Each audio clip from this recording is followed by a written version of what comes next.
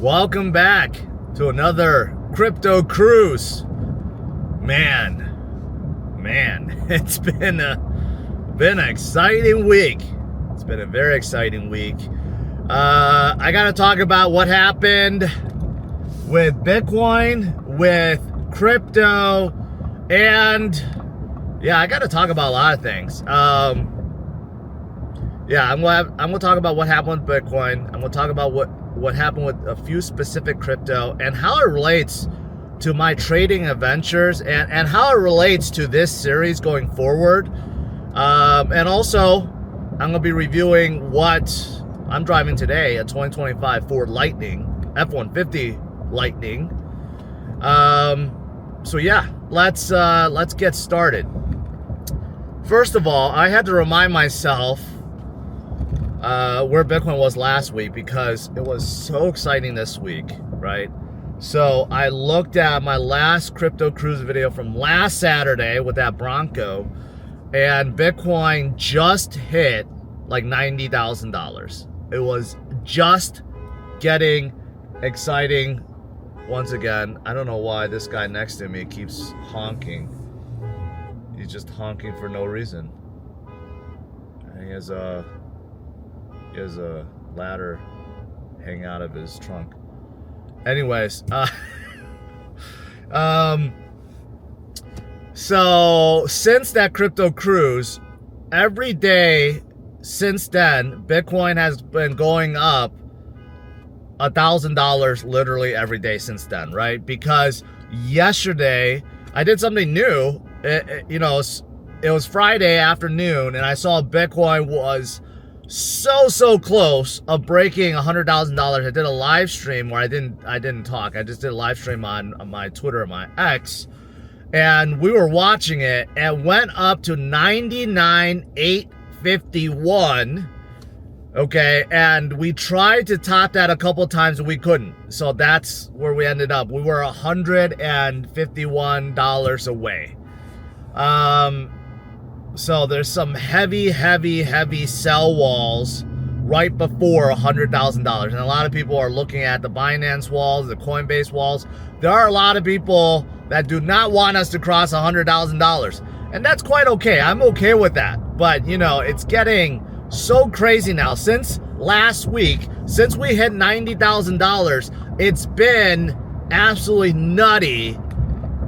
Every single day, we're seeing $1,000. We're not getting any breaks. That's why I've been saying, like, any dip is really a gift from here on out. So that's why I've been preaching, man, take advantage when you can. I used to say this all the time, and people just dismiss it. It goes in one end and out in 1 year and out the other. Because people are like, yeah, you could buy cheap Bitcoin anytime. Bitcoin's always been at 50, 60,000. You could buy it anytime. Now, I think you guys see the weight, the gravity of the situation.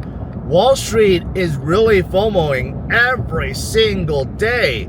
You're hearing about some new company, some new head of some institution that is about to enter the space. It's reality.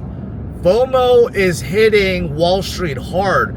Every news outlet is talking about Bitcoin. Every social media outlet is talking about Bitcoin. This is where FOMO really kicks in, so to speak, right? So any dip is really a gift at this point. Like, as I'm filming this right now, I saw Bitcoin dip a little bit, like 2%, 1%. Down to like 97.5 or something, right? Like, we don't even see those big dips, like those big 5-10% dips. If it comes, awesome. Then we have some more opportunity to accumulate. Like, they're just not coming now anymore. We saw one with MicroStrategy earlier this week where we saw 18% dip. I'm like, man, that's a good buying opportunity. People were wondering, George, what do you think?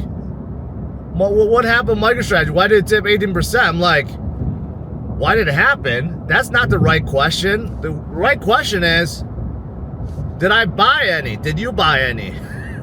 And did you have powder on the side to be able to take advantage?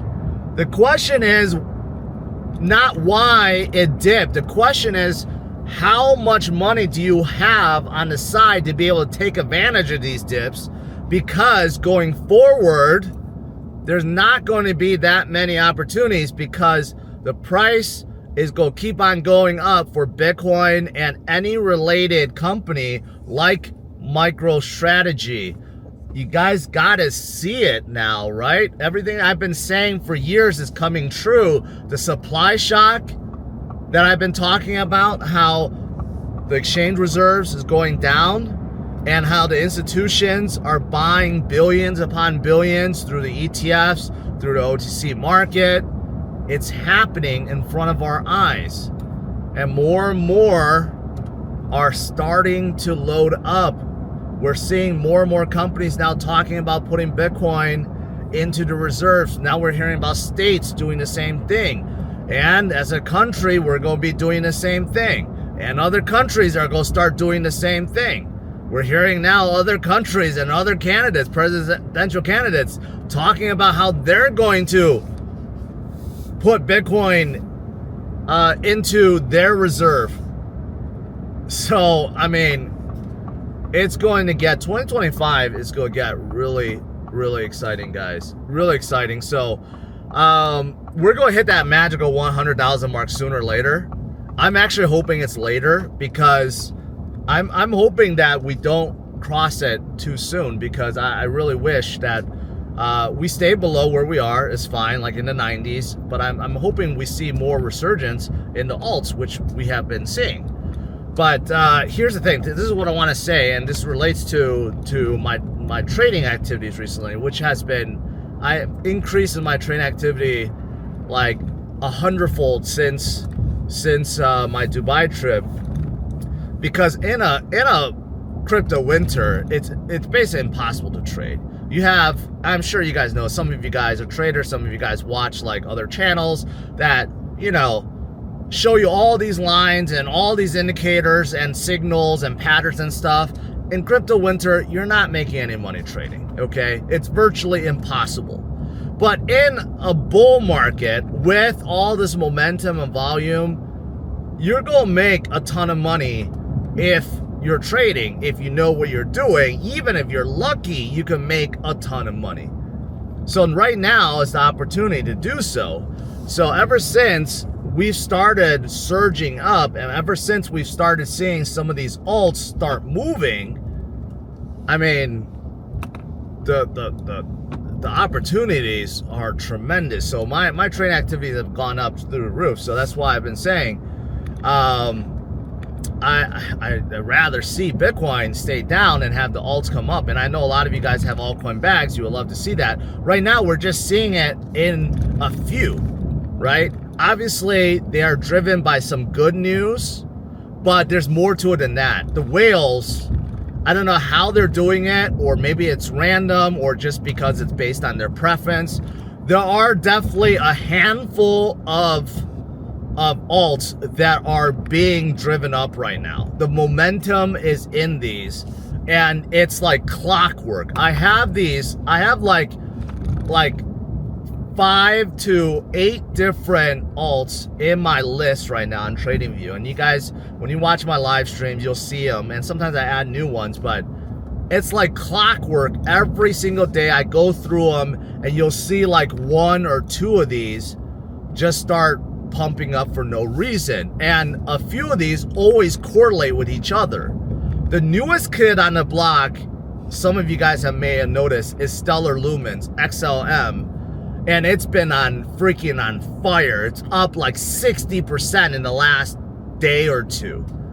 And it has recently been following, it's been trending the same pattern as XRP. But now it's even hotter than XRP. It's moving even faster than XRP.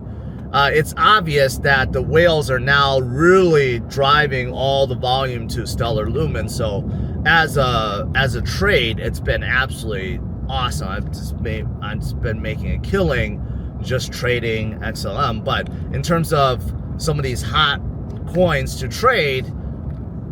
XRP, Cardano, awesome trades right now. But as you guys know, they've been going up a lot, right? Like Cardano has broken up a lot recently. XRP has broken up a lot recently. They have now climbed up to their 2021 highs, and now Stellar is going up tremendously. It's in the top 15. It could break into the top 10, right? They're moving crazily. But yeah, I mean, they're following like the same. Like if you look at the chart, I may edit this so I could put some charts together. If you're looking at the smaller time frames, like the 1 minute chart, the 5 minute chart, you'll see that the patterns and the movements are like exactly the same. So the whales that are driving these up, they're driving them at like almost at the same time. But you're also now starting to see some movement in, like, for example, AVAX. AVAX is starting to move a little bit. Solana is starting to move a little bit, right? Solana broke its recent high. AVAX is starting to climb a little bit. And you had something like Hedera, which pumped up a lot recently. It slowed down a lot. Now it's starting to come up. So you have these like handful of coins that have a lot of momentum now, right? So that's good to see. But they continue to have a lot of momentum. And I think it's just all driven by whales right now. So the vast majority of alts are not moving right now, but a few are.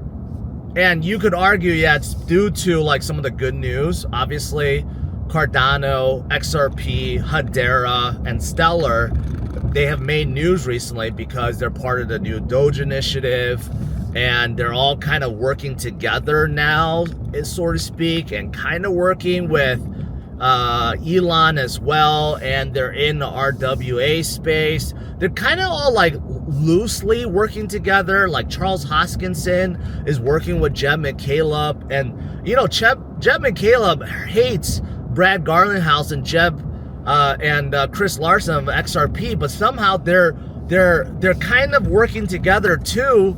So it's like there's just like weird, you know, relationship all around. But whether or not they're really working together, I don't know. But they're all part of this new Doge initiative, Department of Government Efficiency, that's all working with Trump, you know. So, you know, yeah, it's part of that. Hedera's part of that too.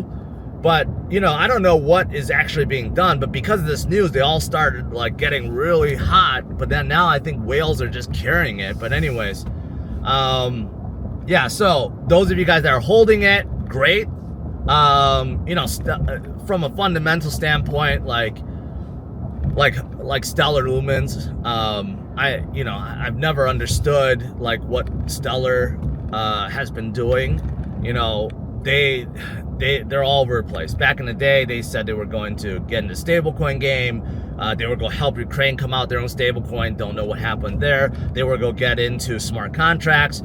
Don't know what happened there. They were going to get in payment space, you know, like to compete with XRP. They bought MoneyGram from XRP. Like XRP had to sell it off. They bought MoneyGram. Don't know what happened there. They're just like all over the place, and I still don't know what they're doing. But now, you know, they got hot again because they're so kind of their loose association with Doge, and people think that they're very similar to XRP. You know, so sometimes fundamentals doesn't really matter, and it just works out in crypto, right? And they're climbing up the ranks really, really fast.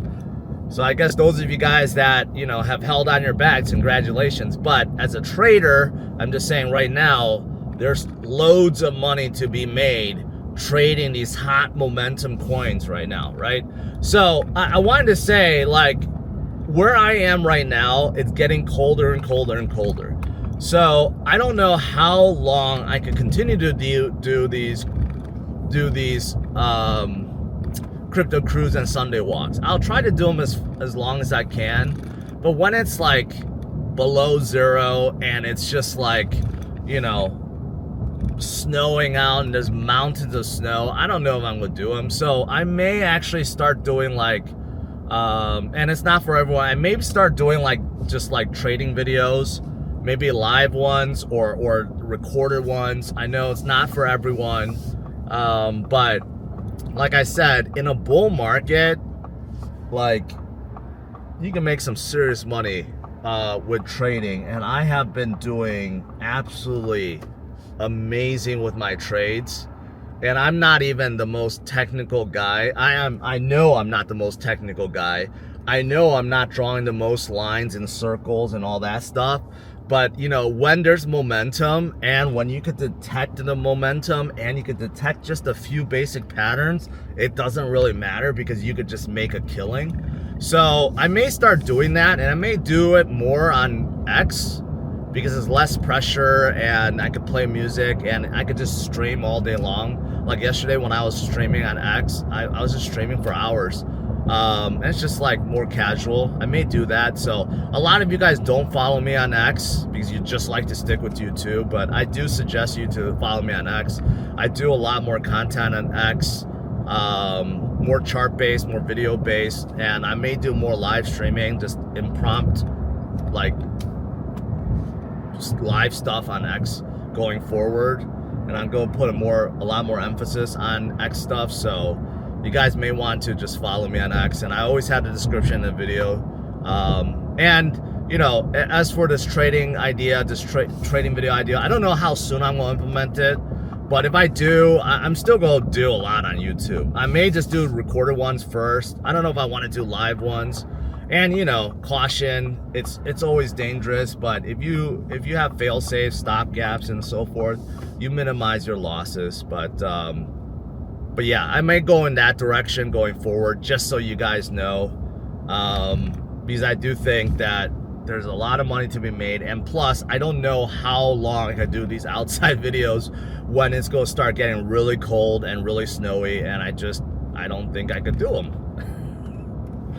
But yeah, so you know, so I have more thoughts about this upcoming week in tomorrow's Sunday walk video, and hopefully I'm not gonna freeze my butt off tomorrow.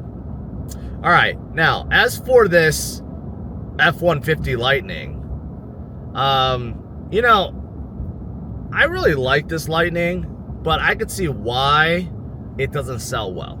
Okay, so in case you guys don't know, you know, the Ford F-150, okay, I got a whole bunch of geese in front of me that I don't want to run over. But if I wanted to, if I was a dick, I could just like run them over like peasants.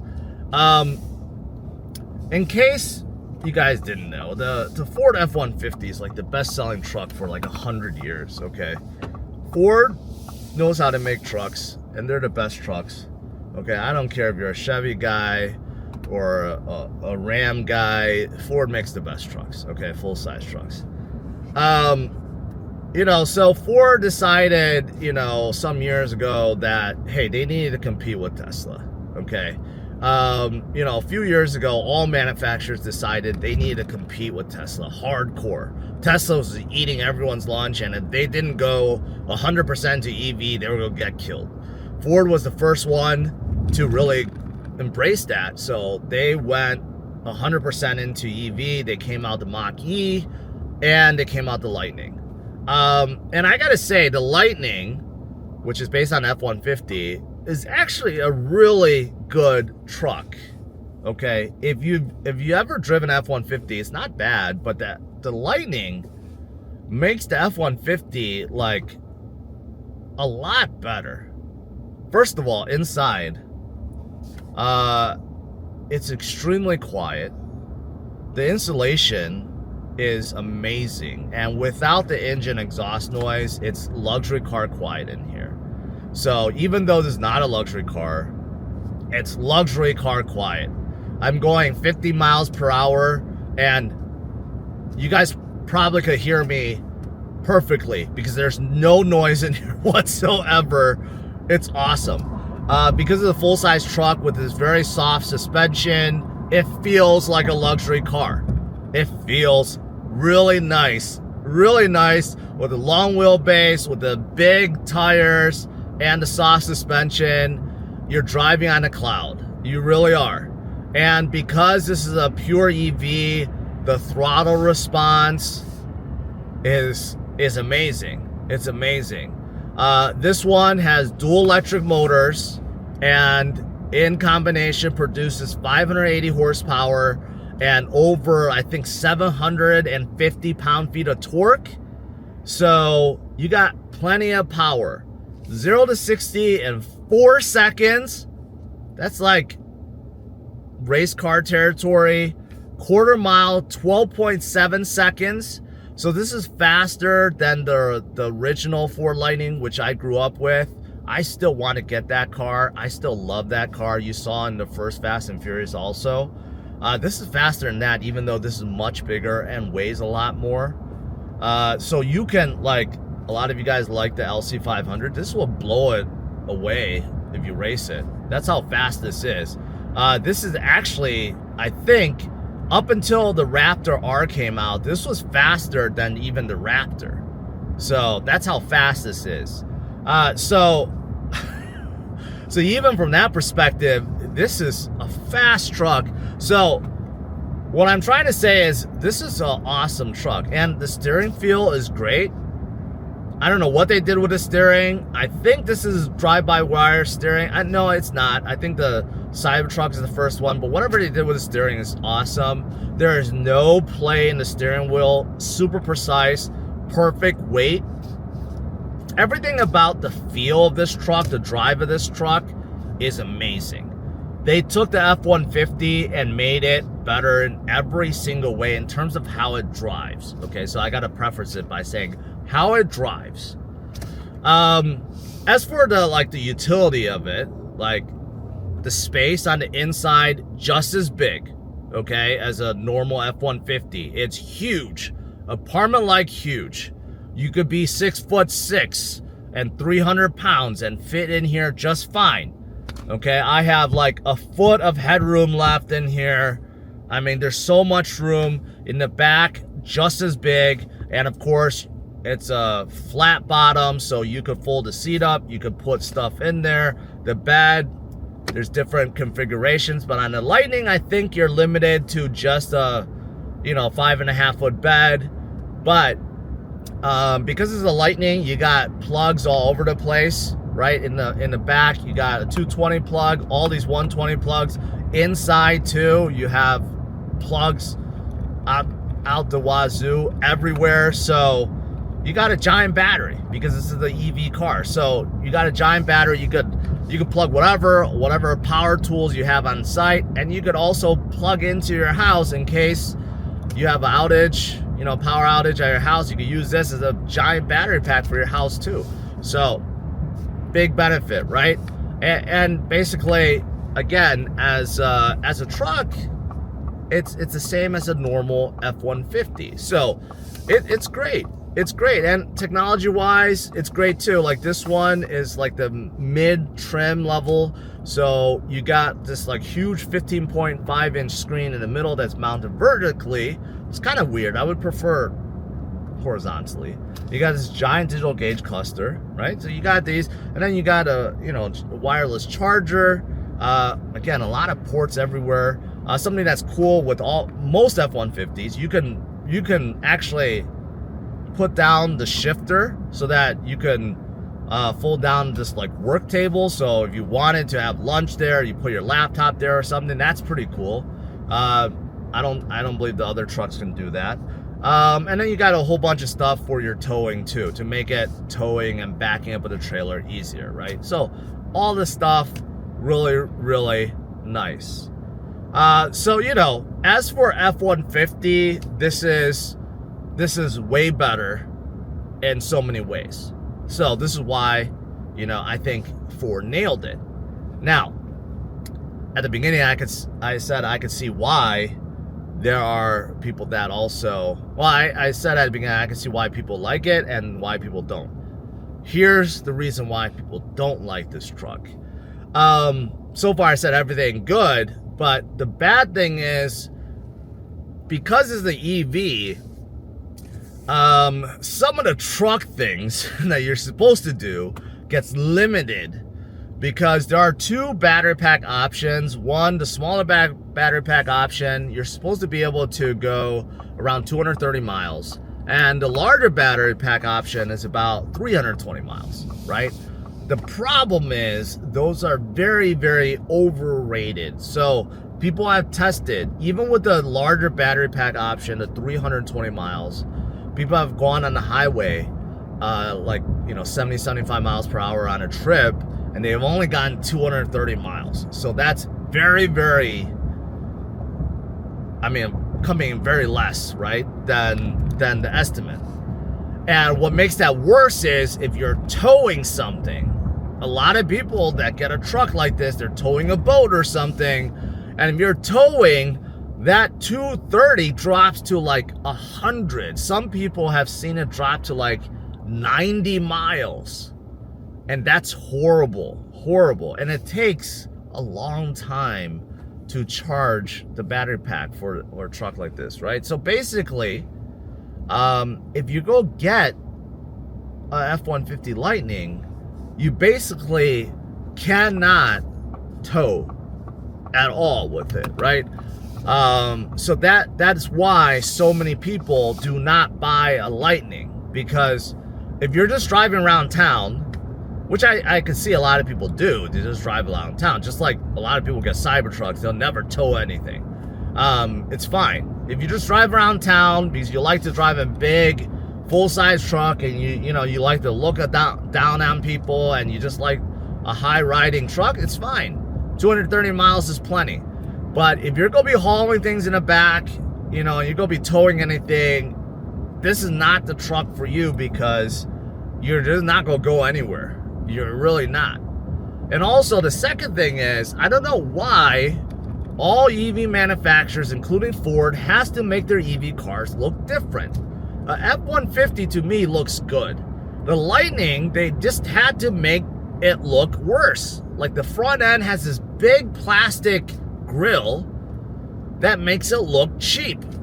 There's no reason why they had to put this big plastic grill up front to make it look a lot cheaper than a normal F-150. Just make it look the same and just have Lightning badge on the side and a charging port on the side. There's zero reason why they needed to put that big ugly grill up front. I get you don't need a vent up there, but still, just put something normal.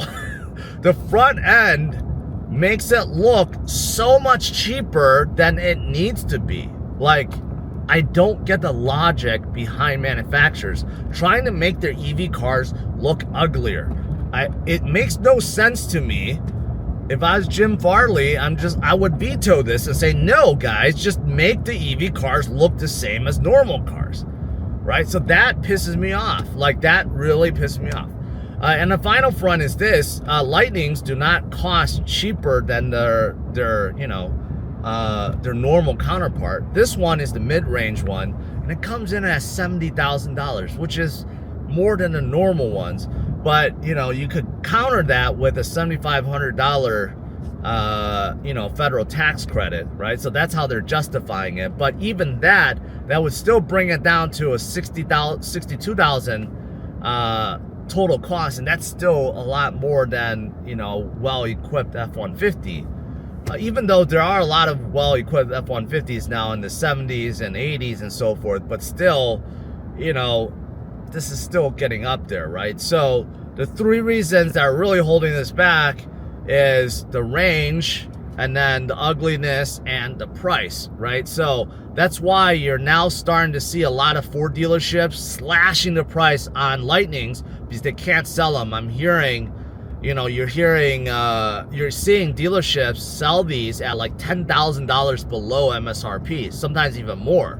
So if you could grab one of these at like 10, 15,000 below MSRP, and you're not going to tow with it, and you could deal with the ugly front end, it's actually a really nice truck. Go drive one for yourself and you'll know what I'm talking about. It's luxury car quietness, smoothness, and you're getting a whole lot if you go overlook those things I've said, right? I actually do like it. If it was cheap enough, I would actually consider it, and I would just figure out a way to like change up the front grille.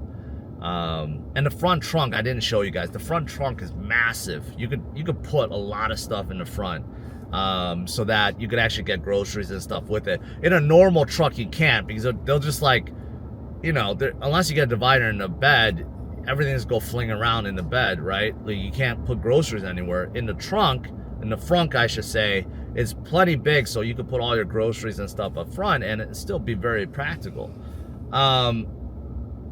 Yeah, that's it. That's it for this Lightning review. All right, guys, that is it. Smash it a like, subscribe to the channel, enjoy your gains. Watch out for those crypto I've been talking about, man. They've been hot, but we'll see. Today may be a small correction day, because I did notice Bitcoin go down a little bit today. But if it is, think of it as a gift, because we're not going to get too many of them. Once we truly break 100,000, I think we're just going to start flying. We're just going to go nutty, and I don't know where we're going to end up by the end of this year. So enjoy while it lasts. Let's just say it that way. All right? And stay tuned for my Sunday walk video tomorrow. Take care. Bye-bye.